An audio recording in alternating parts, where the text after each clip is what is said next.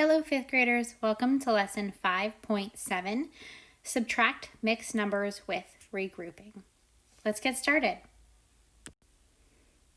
Today's objective is I can evaluate subtraction of mixed numbers by using equivalent fractions with regrouping with 100% accuracy in multiple attempts. Please pause to type the I can and by statement into your digital math notebook now. All right, fifth graders, in today's lesson, we're going to be talking about subtracting mixed numbers with regrouping. We talked about subtracting mixed numbers yesterday, but all of our numbers yesterday didn't have any regrouping. Regrouping is another word for borrowing. Just like when we borrow with a whole number, we can do the same thing with a fraction. For the sake of explaining, our first example has common denominators. We have the number 5 and 1/3 minus 1 and 2/3. So we already have common denominators, but we notice that if I have 1, I can't take away 2. So no, we need to regroup. So that means that we can think of this problem, instead of saying 5 and 1/3, we can think of this problem as 4 and 4/3. Now, where did we get 4 and 4/3? So let's think about this. 5 is made up of 4 plus 1. So we borrowed from the 5 and made it into a 4 plus 1. Now, 1, once it moves over here, has to have a fraction name. So 1 is really 3/3, but we already had 1/3. So now we have 4/3. Now we can subtract. So if I have 4 and 4/3 and I subtract 1 and 2/3, my denominator is going to be a thirds. 4 minus 2 is 2, and 4 minus 1 is 3. So we get the number 3 and 2/3. Let's try some of these problems out together. All right, our first problem has 4 and 1/2 minus 3 and 5/6. So the first thing that we need to do is find a common denominator. 2 and 6 have a common multiple of 6, so I'm going to change our denominators to 6's, which means this one can stay the same.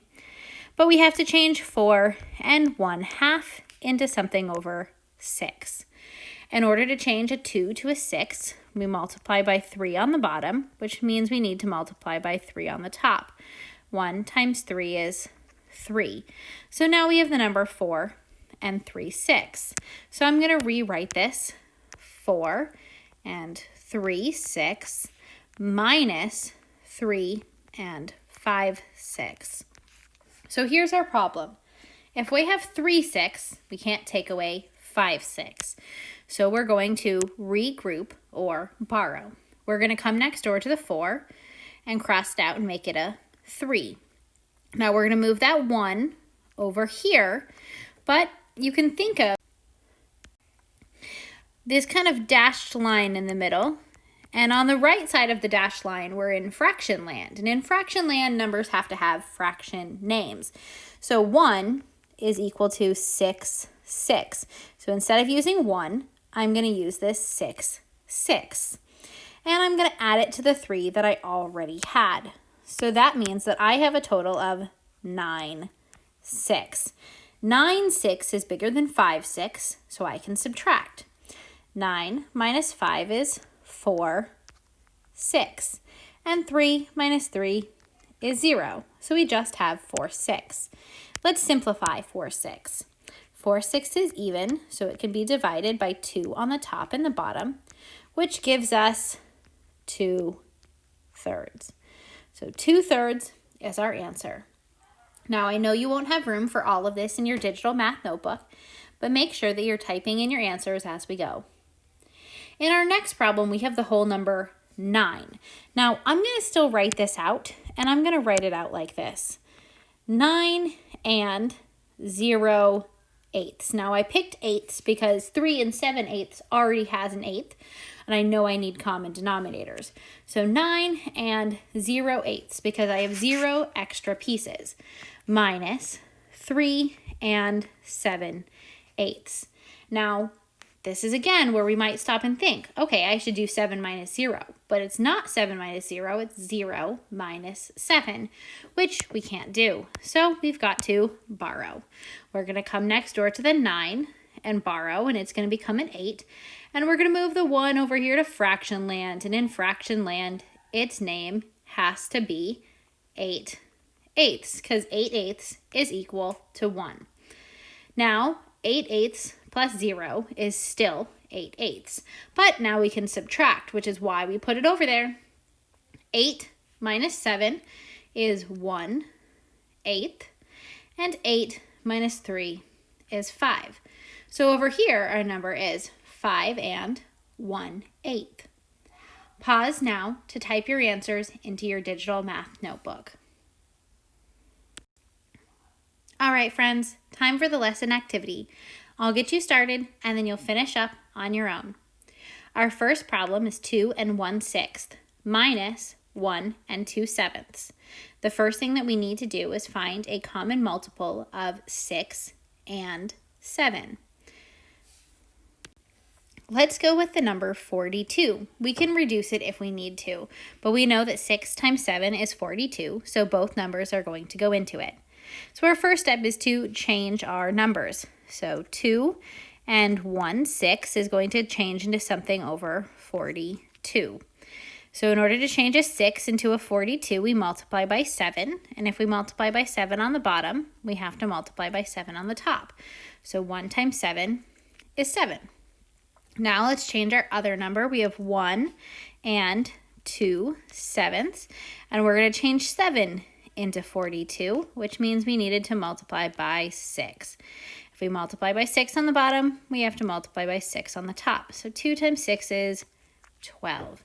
So let's rewrite our subtraction problem. We have 2 and 7 over 42 minus 1 and 12 over 42. Well, we can't do 7 minus 12. 12 is too big. So here's our borrowing or regrouping steps. We go next door to the 2 and we borrow and it becomes a 1. And we move over a 1, but now it's in fraction land, so it has to have a fraction name, which is 42 over 42 because it is 1 whole. Now we have to add the parts we already had. 42 plus 7 is 49 42. And now we can subtract 12. 49 minus 12 is 9 minus 2 is 7. 4 minus 1 is 3. So we get 37 42. And 1 minus 1 is 0. So that is our answer. No more work to do. All right, I'm going to get you started on the next one. This is another problem with a whole number. So I'm going to rewrite it with you. We're going to write it as 8 and 0/9 minus 6 and 1/9. Now, if we have 0, we can't take away 1. So we have to go next door and borrow. This becomes a 7, and we move over 1, but it's a fraction, so it has a fraction name, 9/9. Now, I think you can finish the rest. 9 minus 1 is going to give you something over 9, and then you'll do the whole numbers, 7 minus 6. Type your answers into your digital math notebook. All right, 5th graders, you're almost finished. When you complete this lesson and your notes in your digital math notebook, complete the exit slip and be ready to see your teacher. Great job!